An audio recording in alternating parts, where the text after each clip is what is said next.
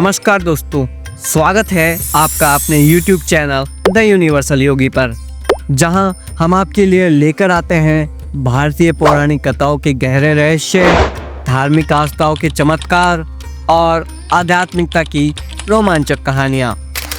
आज हम आपको एक ऐसी कहानी सुनाने जा रहे हैं जिसे सुनते ही आपका दिल भक्ति और आस्था से भर जाएगा। बात हो रही है भगवान अयप्पा की, जिनके नाम से दक्षिण भारत ही नहीं पूरे देश के भक्तों का सिर श्रद्धा से झुक जाता है। भगवान अयप्पा और सबरीमाला मंदिर का नाम भला कौन नहीं जानता। हर साल करोड़ों भक्त कठिन तप और व्रत के बाद सबरीमाला की पवित्र यात्रा पर निकलते हैं, जहां सिर्फ भगवान अयप्पा की शक्ति और कृपा का अनुभव होता है। ऐसा माना जाता है कि सबरीमाला वह जगह है जहां भगवान का एक अंश अपने भक्तों को आशीर्वाद देने के लिए रहता है। यही कारण है कि हर साल लाखों भक्त इस मंदिर में पूरी श्रद्धा के साथ आते हैं। लेकिन क्या आप जानते हैं कि भगवान अयप्पा, जिन्हें हरिहर पुत्र कहा जाता है, भगवान शिव और भगवान विष्णु के मिलन से उत्पन्न हुए देवता हैं। उनके जीवन की ऐसी कई अद्भुत कहानियाँ और चमत्कार है जिनमें भक्तों को मार्गदर्शन और प्रेरणा मिलती है। तो दोस्तों, चलिए आज इस दिव्य यात्रा पर चलते हैं और जानते हैं भगवान अयप्पा के जन्म, उनकी शक्तियों और सबरीमाला मंदिर की अद्भुत पौराणिक कथा को। दोस्तों, कहते हैं कि भगवान शिव के कई पुत्र थे, जैसे गणेश, कार्तिकेय, सुकेश, जलंधर, भौम आदि। उन्हीं में से एक अयप्पा स्वामी भी थे। अयप्पा स्वामी के जन्म की कथा बड़ी ही रोचक है। अयप्पा का जन्म इसलिए हुआ ताकि वे दुनिया को बुराइयों से मुक्त करें। उनकी कहानी हमें यह सिखाती है कि कठिन परिस्थितियों में भी धर्म और सत्य का मार्ग कैसे अपनाया जाए। आपका दिल और मन भक्ति के रंग में रंग जाएगा, यह हमारा वादा है। वीडियो के अंत तक हमारे साथ बने रहिए और इस अद्भुत कथा का आनंद लीजिए। दोस्तों, कहानी की शुरुआत होती है जब भस्मासुर नाम के एक असुर को भगवान शिव से मनचाहा वरदान प्राप्त हुआ। भस्मासुर ने वरदान मांगा कि वह जिस किसी चीज को छुएगा वह जलकर राख हो जाएगी। भगवान शिव ने उसे मनचाहा वरदान दिया। बाद में उसने भगवान शिव पर अपने वरदान का परीक्षण करना चाहा। इससे भगवान शिव चिंतित हो गए और तब भगवान शिव ने भगवान विष्णु की मदद के लिए पुकारा और खुद को एक पीपल के पेड़ के अंदर छिपा लिया, जबकि भस्मासुर उनकी तलाश में था। इन घटनाओं की श्रृंखला के बारे में जानने के बाद भगवान विष्णु ने मोहिनी नाम की एक महिला का रूप धारण किया। कहा जाता है कि भगवान विष्णु ने भस्मासुर को रोकने के प्रयास में ऐसा किया था। मोहिनी के रूप में भगवान विष्णु को देखते ही भस्मासुर उन पर मोहित हो गया। उसने उन्हें प्रभावित करने के लिए कई तरीके आजमाए। वरदान के बारे में जानकर मोहिनी के रूप में भगवान विष्णु ने भस्मासुर से कहा कि वह उसका हाथ अपने सिर पर रखे और घोर प्रतिज्ञा करे। चूंकि वह जो कुछ भी छूता वह जलकर राख हो जाता, इसलिए भस्मासुर भस्म हो गया। इसी तरह भगवान विष्णु ने भगवान शिव को भस्मासुर से बचाया। भस्मासुर के अंत के बाद जब भगवान विष्णु भगवान शिव से मिले तो उन्होंने सब कुछ बताया कि कैसे भस्मासुर अंततः राख में बदल गया।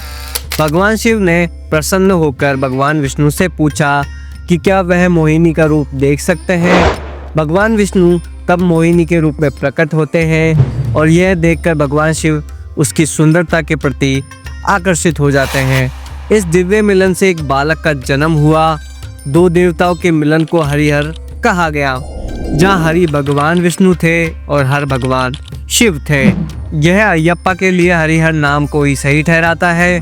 पैदा हुए शिशु बालक ने दोनों देवताओं विष्णु और शिव जी की शक्तियों को अपने भीतर समाहित कर लिया, जो शिव और विष्णु दोनों की शक्तियों को समेटे हुए था। यही बालक आगे चलकर भगवान अयप्पा बने। देवताओं ने उस दिव्य बालक को पंपा नदी के किनारे छोड़ा और स्वर्ग लौट गए। वहीं पंडालम राज्य के राजा राजशेखर, जो निसंतान थे, शिकार के लिए जंगल में गए हुए थे। उन्हें एक शिशु के रोने की आवाज़ सुनाई दी। जब उन्होंने देखा तो वह एक दिव्य और सुंदर बालक था। राजा राजशेखर बालक को महल ले आए और उसे मणिकांत नाम दिया। इस बालक के आने से पूरे राज्य में खुशहाली फैल गई। कुछ समय बाद राजा के अपने जैविक पुत्र का भी जन्म हुआ, लेकिन मणिकांत का स्थान सभी के दिलों में विशेष था। मणिकांत बड़े होकर वेदों और युद्ध कला में निपुण हो गए। उनके गुरु भी उनकी दिव्यता से प्रभावित थे। एक बार गुरु ने अपने अंधे और गूंगे पुत्र को दृष्टि और वाणी का आशीर्वाद मांगा। मणिकांत ने उनके पुत्र के सिर पर हाथ रखा और वह चमत्कारिक रूप से ठीक हो गया। यह अयप्पा की अलौकिक शक्तियों का प्रमाण था। राजा राजशेखर ने मणिकांत को अपना उत्तराधिकारी बनाने का निर्णय लिया। यह बात मंत्री को नागवार गुजरी। उसने रानी को बहकाया कि उनके जैविक पुत्र को राजा बनना चाहिए, न कि मणिकांत को। रानी और मंत्री ने षड्यंत्र रचा। रानी ने एक बीमारी का बहाना किया और कहा कि उसे ठीक करने के लिए एक बाघिन का दूध लाना होगा। मणिकांत इस कार्य के लिए जंगल जाने को तैयार हो गए। उन्होंने भगवान शिव का स्मरण किया और अकेले ही यात्रा पर निकल गए। जंगल में प्रवेश करने पर भगवान इंद्र बाघ के रूप में प्रकट हुए और अन्य देवताओं ने बाघिन का रूप धारण किया। मणिकांत ने बाघ पर सवार होकर और बाघिनों के साथ महल की ओर प्रस्थान किया। यह देखकर महल में सभी लोग भय और आश्चर्य से भर गए। रानी और मंत्री ने अपनी गलती स्वीकार की और मणिकांत की दिव्यता को पहचाना। इसके बाद अयप्पा दृश्य से गायब हो गए। अपने बेटे को खोने से राजा हताश हो गया था। एक दिन राजा ने अयप्पा के दिव्य रूप का दर्शन किया। राजा को तब अयप्पा की दिव्य प्रकृति का एहसास हुआ। राजा ने भगवान मणिकांत से एक मंदिर बनवाने और उसे उन्हें समर्पित करने की अनुमति मांगी और भगवान ने इसकी अनुमति दे दी।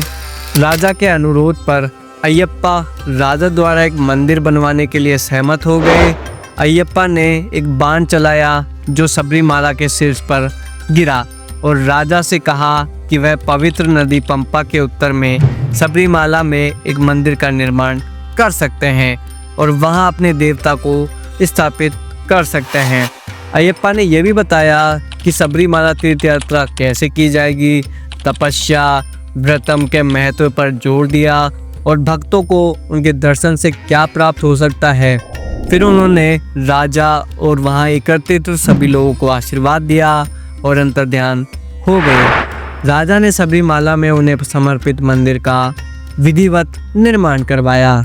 जब मंदिर का निर्माण पूरा हो गया तो भगवान परशुराम ने भगवान अयप्पा की एक मूर्ति गढ़ी और मकर संक्रांति के दिन इस मंदिर में स्थापित किया। इस प्रकार भगवान अयप्पा को देवता बना दिया गया। केरल में सबरीमाला सबसे अधिक प्रसिद्ध अयप्पा मंदिर है, जहां हर साल 50 मिलियन से ज़्यादा श्रद्धालु आते हैं, जो इसे दुनिया के सबसे लोकप्रिय तीर्थ स्थलों में से एक बनाता है। अयप्पा से आशीर्वाद प्राप्त करने के लिए सबसे पहले भक्तों को अपनी तीर्थ यात्रा शुरू करने से पहले 41 दिनों की तपस्या करनी होगी। इन भक्तों को भौतिक सुखों और पारिवारिक संबंधों से दूर रहना चाहिए और हिंदू धर्म में ब्रह्मचारी के रूप में लोकप्रिय ब्रह्मचारी की तरह रहना चाहिए। आगे बढ़ते हुए भक्तों को पैदल ही अपने रास्तों से गुजरना पड़ता है, पवित्र नदी पंपा में स्नान करना पड़ता है और अंत में सबरीमाला मंदिर तक पहुंचने के लिए 18 सीढ़ियां चढ़नी पड़ती है।